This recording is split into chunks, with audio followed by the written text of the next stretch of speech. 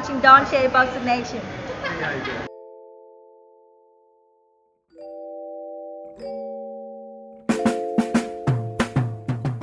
Dontaesboxingnation, what's going on, guys? So everybody keeps talking about this possible fight, which I believe is the biggest fight in boxing right now, Errol Spence versus Terence Crawford. For the longest, fans have been debating on whose fault it is that the fight hasn't happened yet. But you know it's a lot different when you hear other professional fighters throw their 2 cents in. I'm talking about fighters that actually look up to both fighters.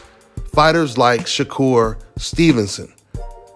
Sharkur Stevenson, he did an interview, he talked about this fight, and when it came to the whole 80-20, 70-30, 60-40 split versus a 50-50 split, this is what Sharkur had to say about it. Check it out. Sean Porter was here on the show. He said he would love to fight Bud, but you say Bud's style is wrong for Sean Porter. So who do you think should be Bud's next opponent? I think there's only one fight that Bud need to have next. I think it's Errol Spence. I think that Errol and Bud is made for each other. I think they need to get past whatever they got going on. Errol got to stop with the 70-30. Like, I understand business. I get it. But I got love for Errol, too. I don't got no, you feel me? It's love for Errol, too. But I'm just saying, like, 70-30 is, like, kind of pushing it when Bud is, like, been a champion for 7 straight years. Like, 135, 140, 147. Like, you got to pay that man. He's undisputed champ. Like, you got to pay that man his respect, too. So, like I said, that's the only fight I really want to see. Terence Crawford versus Errol Spence. I think that's the biggest fight in boxing. The biggest fight in boxing. I completely agree. You know, about 2 years ago, when people were first talking about this fight, I thought it was a little too early. And one of the main reasons I thought this was too early, because me being an all-American, an all-black American, and you got 2 of the best American fighters fighting in the same division, I wanted it to play out somewhat like a tournament, where you got both fighters fighting on the opposite end of the bracket, kind of like Josh Taylor versus Regis Prograis when they fought in the World Boxing Series tournament. Because remember, at this point, the welterweight division was pretty stacked. I mean, you still had an undefeated Keith Thurman. You still had, of course, Danny Garcia and Sean Porter. And I looked at it like this. Maybe perhaps Terence Crawford could fight a Keith Thurman, and then you got Errol Spence fighting a Danny Garcia or whoever, and then they meet in the finals. I wanted it to play out something like that. But now we finally gotten to the point to where the waiting is over, and we're all pushing for this fight. I mean, when it comes to Errol Spence, he's already beat Danny Garcia. He's already beat Sean Porter. When it comes to Terence Crawford, there's still a possibility he might end up fighting Sean Porter next if he doesn't end up getting Virgil Ortiz, which is another great fight.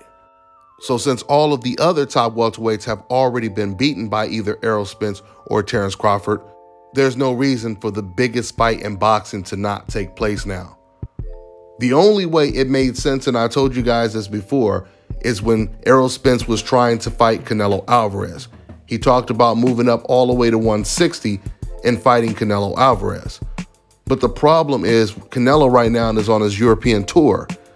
He's not trying to fight anyone else outside of that. I mean, he's interested in taking the Errol Spence fight, knowing that Errol has to move up 2 weight classes. But Canelo said it would have to be after, you know, he unifies all the belts at 168. So that means that fight is out of the question for Errol Spence. This is the reason why it makes more sense for him to actually go ahead and fight Terence Crawford. I mean, there's no doubt if Errol Spence would have moved up all the way to 160 to fight Canelo Alvarez, no one would be able to complain about that, him choosing that fight over a Terence Crawford fight. I mean, don't get me wrong, he would have still got pressure to fight Terence Crawford after that. But once again, if he chose to fight Canelo first, it wouldn't look that bad. Now, when it comes to the 70-30 split, I completely agree with what Sharkur Stevenson said. Matter of fact, I'm hoping that when Errol Spence says this 80-20 or 70-30, this is just a way to force Crawford to take the 60-40 split. Because I'm pretty sure Errol Spence knows as long as he's demanding a 70-30 split, the fight most likely won't happen.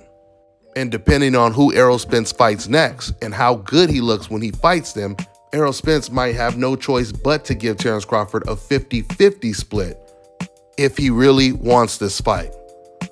Let's see what happens. That's all I got for now, guys. I'm on to the next one. Fellas, I've got some great news for you. If you've lost your hair or have a receding hairline, the time has come when you can finally get your hairline back through a process called scalp micropigmentation. So here's how it works. It's a hair tattoo that replicates the look of your hair follicles when you have fully shaved it down. So to get this hookup, make sure you follow and contact my man ScalpCarolinas on Instagram. Now check this out, guys. If you're looking to repair eczema scars, burns and bruises, dark spots and blemishes, then this right here is the perfect product for you guys. It's called Elodiki Face and Body Oil. Athletes and top-ranking boxers, they're also using it after training to reduce swelling, inflammation, and to ease the pain. So get yours today. Go to elodiki.com, like them on Facebook, and follow them on Instagram. Get ready to take your striking game to the next level with the Focus Ball.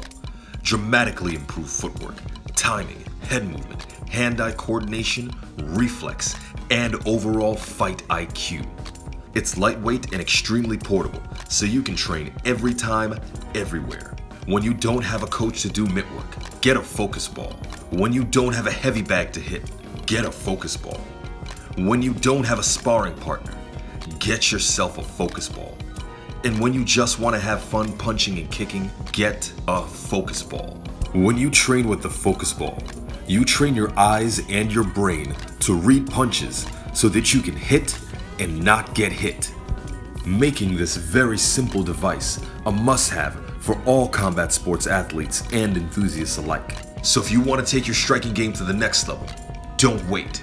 Get the Focus Ball. What's going on, guys? You know, I've always wanted to find a second source of income.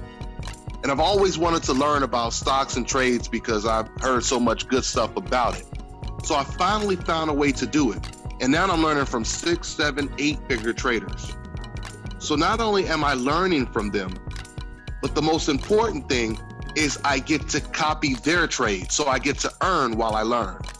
Now, if you want the full details, click on the link below so you can learn while you copy and paste their trades. And just understand this, guys, just by watching the video, you're doing a great job of supporting my channel, and I appreciate it. And the craziest thing about doing this trading is you can do it anywhere. All you need is an internet connection, and you can do it just with your phone. So if you want to learn how to make a second income alongside me without having to pitch, sell, or recruit, go ahead and click on the link below, and I'll see you inside.